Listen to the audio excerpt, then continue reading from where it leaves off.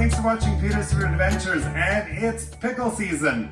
So we're going to be making pickles a few different styles today, and I'm also going to show you my tips of how we get them extra crunchy, the old school or the old world way. Let's get started. Okay, so when you grow your own pickles at home, they come in different shapes and sizes.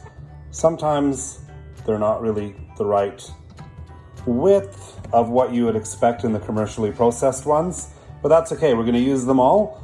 Some of these are going to cut them into spears. Some of them I'll be using them into round kind of pickle chips, and then also the classic kind of dill pickle style that we like. Now, there's a few ways to get your pickles crunchy, and would you believe it? It involves leaves. So this is a horseradish leaf. We've got black currant leaves. These are probably my favorite. And there's also cherry leaves. Now these leaves are high in tannin, so when you add one in, it gives it more crunchiness, the perception that it's crunchy, and I don't ever make any pickles without it. It's the Eastern European way of making old school, old country pickles. Okay, so for the short cucumbers, the ones that are kind of misshapen or weirdly sized, just cut them into small, thin little round pieces like you would for a hamburger pickle. Remember to cut off the ends or the tips of the cucumbers. See, some of them are really weird, but you don't want to waste anything. It's all good. Now I'm just measuring this for how much I can fit in the bottle or the jar. Of course, the jar has to be still sterilized and filled.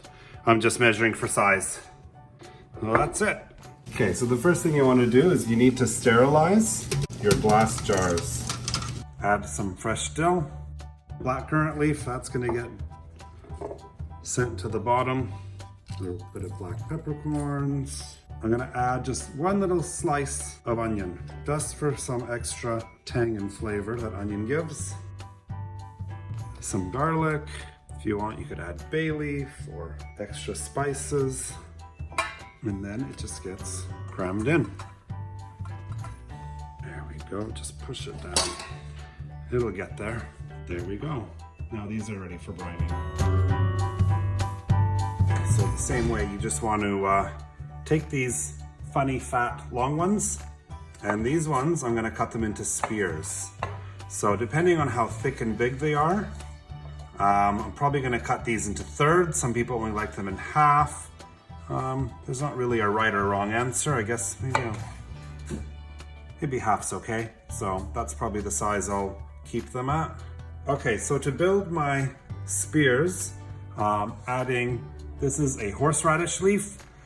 Add some fresh dill, and I'm just going to put a small handful of peppercorns, fresh garlic cloves, some in the bottom and kind of throughout as well as we're going to go up.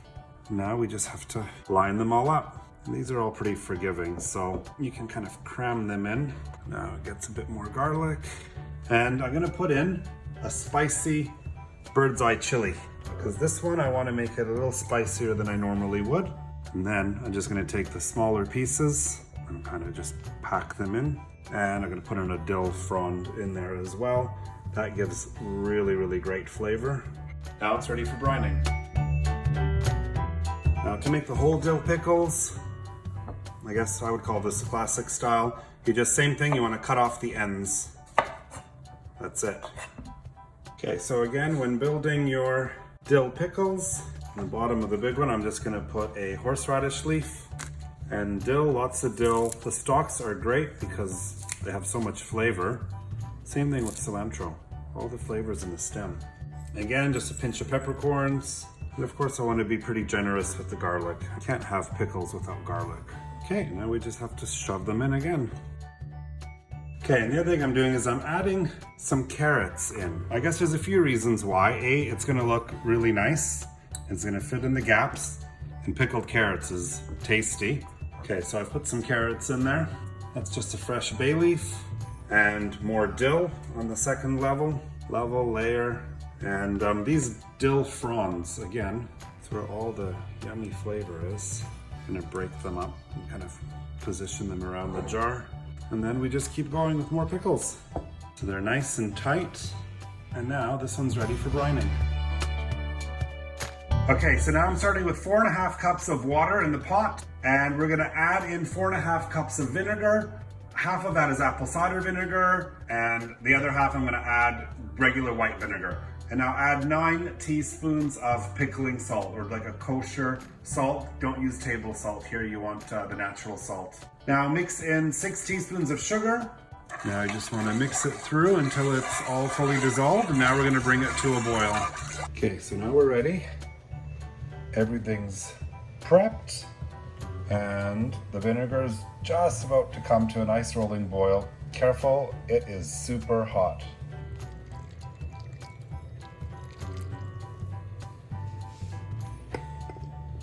Oh, this smells incredible.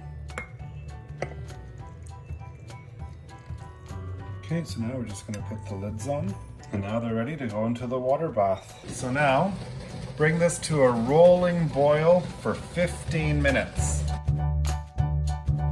All right, now carefully put them upside down and allow them to fully cool, and this just ensures that it seals. All right, and that's it. That's how you turn these into these. Like always, the recipe is out on the website now. Everyone's gonna love the different ways and the different flavors you can use when making dill pickles. Hit like, subscribe to the channel, and we'll see you next time. Thanks for watching.